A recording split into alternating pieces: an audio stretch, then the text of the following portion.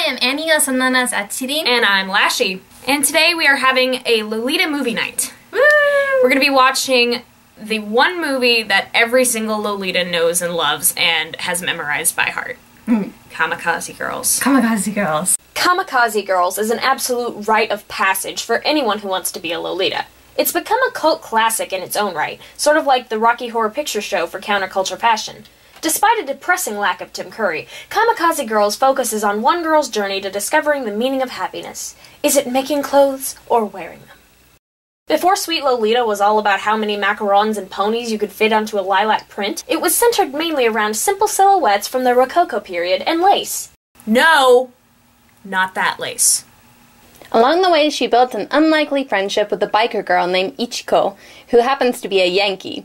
This movie showcases one of today's most well-known Lolita brands, Baby the Stars Shine Bright. Or BTSB for short. This movie also coined the image of a lifestyle Lolita. Momoko doesn't eat anything that's not sweet, for example, and acts ladylike for the majority of her waking hours. So grab onto your popcorn and your macarons and let's get started. So we start off with the anime Crypt Keeper over here telling us that her bike ignites, and suddenly we see a Lolita zooming across the countryside on a moped. Everything seems to be going great until she gets in a fucking wreck. Our movie ends quite abruptly with a short inner monologue of her saying goodbye to her life. Sayonara, dame oyaji. Sayonara, oba-sama. Sayonara, Bushiku no daibutsu-sama. Sayonara, Baby the Stars Shine Bright no oyofuku. そして、さようなら、Ichigo. Alright, well, that was Kamikaze Girls, everybody. This movie, although very short in length, was incredibly thought-provoking and truly an inspiration. Okay, no, wait, there's more. Hang on, never mind. She clearly plants against the windshield, but also somehow manages to fly into the air amongst a storm of cabbages. And now we're in 18th century Versailles. Don't ask me why. Our main character starts to tell us about the Rococo period and how all that mattered was sex and frilly dresses. And sex in frilly dresses. She wishes to live there, and then suddenly... cow shit. She's on her way to Tokyo to go dress shopping when a bunch of hicks at a farmer's market stop her and tell her that it's silly to travel all the way to Tokyo when the local supermarket has everything she could want and more. This is believed to be the origin of the belief that you have to buy expensive brand-named items, or you are garbage. She tells us her entire life story about her shitty mother and her ex-Yakuza dad who farts in her face and blah blah blah, I don't give a crap. Holy shit! That was some Exorcist-level upchuck right there. Your mother sucks cocks in hell, Paris. Hey baby, you seem to have a pretty weak gag reflex, huh? So she flies into the sky, and we learn that her father starts selling knockoff Versace products out of a market stall. You know what that means, Annie. Replicas! Along the way, she learns how to sew and embroider. She tells us that in high school, she discovered Lolita fashion on a school trip to Osaka and was reborn. Also, for some reason, every single time they say Versace or Universal Studios, which comes into the movie for absolutely no reason, they bleep out the last syllable. I don't know if they're trying to make a joke or if it was an actual legal thing, but good God, is it annoying after the first 1,000 times you hear it.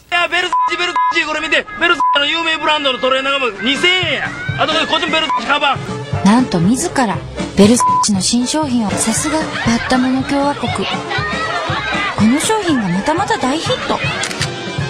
そして、そのことが我が家を危機に陥れたのです。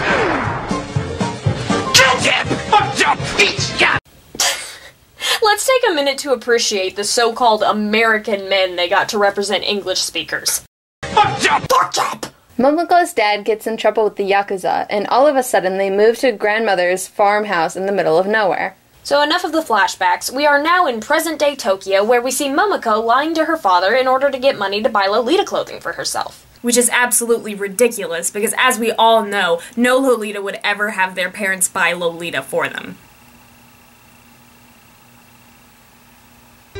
それがどんなに非常識な生き方だとしても、幸せならいいじゃん。So now we're in the countryside with Pirate Grandma, and oh my god! The family has fallen on hard times, so Momoko decides to sell her father's old knockoff Versace stuff to get more Lolita money, and that's where we meet Ichigo. Ichigo is this hot biker chick who yells at people and spits a lot in lieu of having an actual character. Oh, now there's the hunk of a true badass. You do not want to mess with her.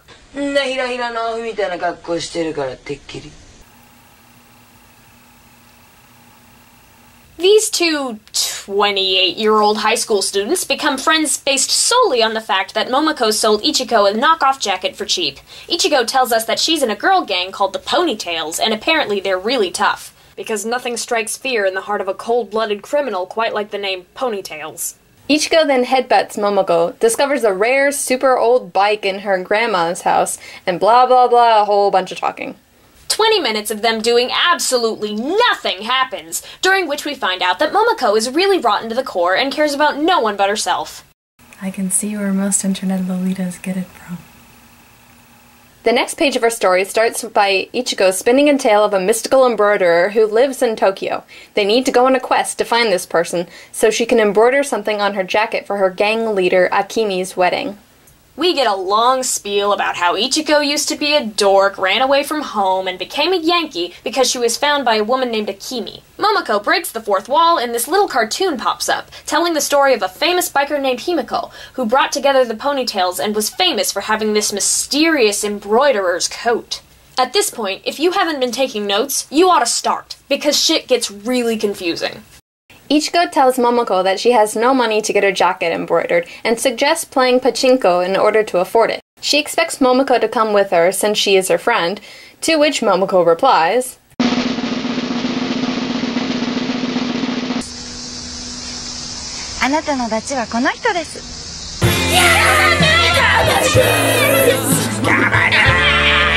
So they go to the pachinko parlor and meet the single most attractive person I've ever seen in my life. Yoshida!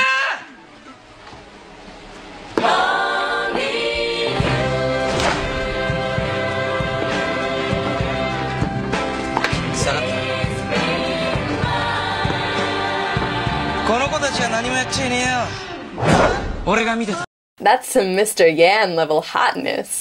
Ryuji stands up for the girls when they are searched by the parlor owners, because for some reason Momoko is insanely good at it. He later becomes a love interest for Ichigo.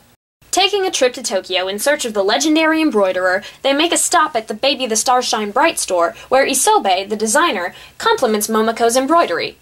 And she promptly faints.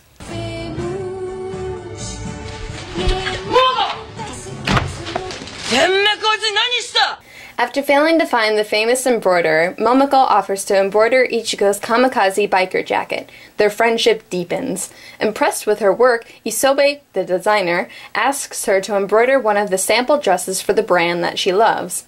During Momoko's struggle with the sample dress, Ichigo faces her own dilemma. Her love interest Ryuji is actually her gang leader Akimi's fiancé. Obligatory tough character crying scene.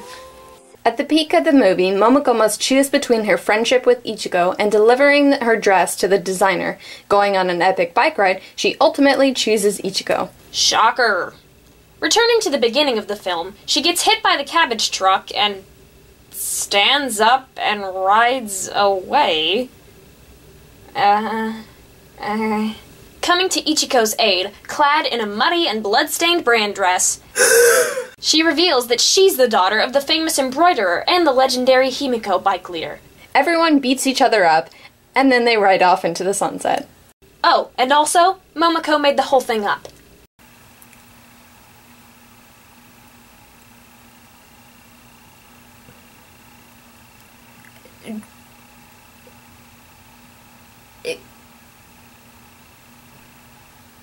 Alright, so it's not Avatar-level screenwriting, but for what it is, it's a genuinely funny movie. And it's true that, even though it's a bit unfocused at times, it has a nice overall message. You probably won't feel like your life has changed for the better by watching it, but it's enjoyable enough to make you glad that you saw it. Kamikaze Girls is one of the only films that focus heavily on Lolita, and while the trends of the subculture have certainly grown and shifted a bit, Momoko is still regarded as the mother of all old-school Lolitas. If you have any interest in Lolita fashion, watching Kamikaze Girls is the first step into entering the Lolita subculture. The second step is getting your parents to buy you a shitload of brand. Well, we're gonna go have a sexy pillow fight. Until next time, I'm Lashy. And I'm Acchirin. And we're gay.